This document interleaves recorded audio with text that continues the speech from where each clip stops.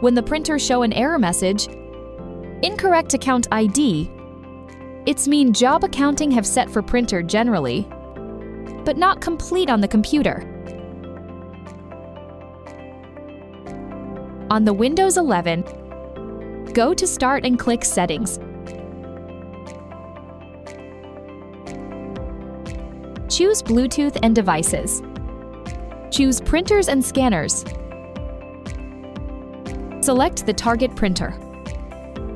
Go to the printer properties. Choose Device Settings on the top.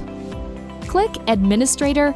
If the button die appear or unavailable, please consult your IT administrator to request permission. Choose the tab Job Accounting.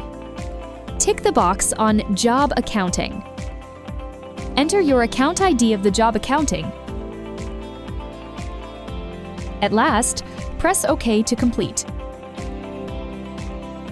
On the macOS, go to Launchpad and open KYOCERA Print Panel. Choose the target printer. Go to Job. Tick the box on Job Accounting. Enter your account ID of the job accounting. At last, press Apply and then OK to complete.